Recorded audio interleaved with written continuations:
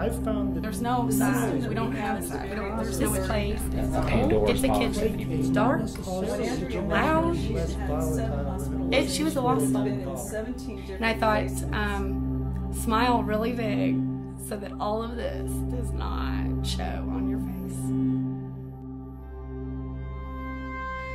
Rosalina's parents were very, very abusive to her, and she was also sexually abused by her maternal grandfather.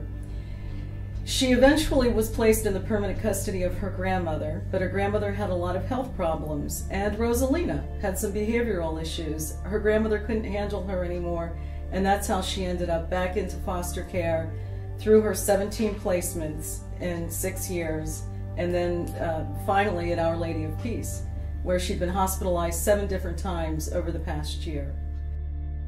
She was staring at a blank wall, and the room had 2 beds with plastic mattresses, and it had 2 square tables, and that was it. And she was staring at the wall, and I did not know what to think. So I walked in with a big, huge smile on my face because there's no way I wanted her to see what I was thinking on the inside. And I just reached out my arms and said, "Hi, I'm Andrea," and gave her a hug. And she hugged me. the CASA can have a different relationship with the parent, or parents, or grandparents, or child, or children. They have the broadest and at the same time the most specific perspective and ability to observe of any entity or person in the case. That sounds pretty encompassing, and at least from my point of view it is, because when I have a CASA on the case, and I don't think for the purpose of this I necessarily should name names, but suffice it to say there were a number of them that I can rely on heavily. Before I left, she said, "When will you be back?" I said, "Well, I'm not for sure right now, but I'll definitely get back with you and let you know." She said, "Okay, well, when will you get back with me?" The biggest thing with kids like this is consistency. They have to know when, what time, and you better do it. Because the first time that you promise something that you cannot deliver, you're gonna shatter all trust. These kids have nobody. When a family is involved in a court proceeding, this is often a confusing and difficult time for children.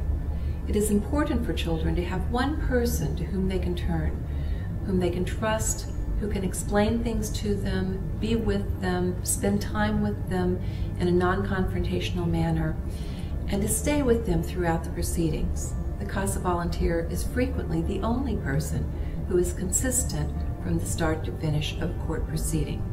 And many of our CASA volunteers remain with children long after the crisis time in the court system is over.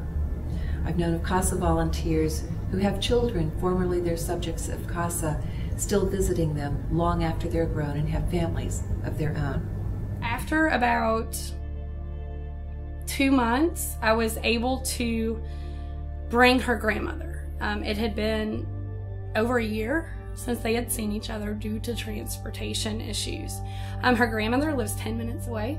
She's elderly, sick, and not mobile. That then allowed Rosalina to get back into some sort of real world thinking, because it's very bubble world there.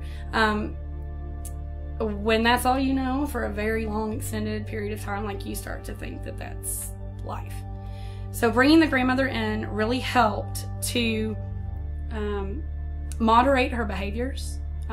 It showed her that someone did care about her, and on a consistent basis, twice a week.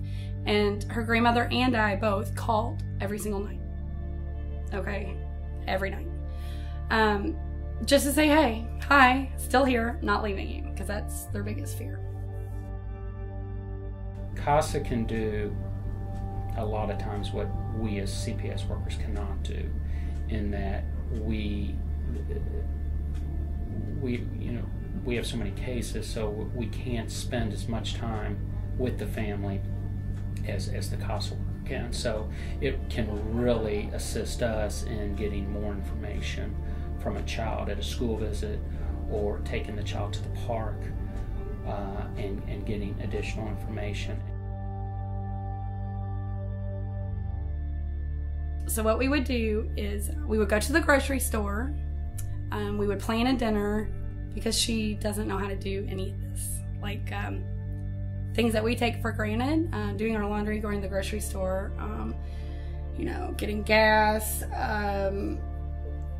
communicating with a customer service representative or a bank teller. It doesn't matter. She's never done this. So the first grocery trip was absolutely manic. We walked in and she was convinced that the grocery store, you know, super Kroger, you know, did not have frozen fish. So I said, you know, count to 10, regroup. We're only down the first aisle. I promise they'll have it. So she came back too. We got all of the things for dinner, including the frozen fish, and went to her grandmother's and prepared dinner. So it's just little things like this that were really important to give her some sort of self-reliance, independence, that she could start doing these things on her own. Once Andrea got involved and was able to give this young girl some individual attention and care and facilitate visits with her grandmother, Rosalina really started showing improvement. She said, Andrea, I'm not having bad dreams every night anymore. I was like, you're not? She said, no, I'm actually having good dreams. I was like, wow, what are they about? And she said, my future.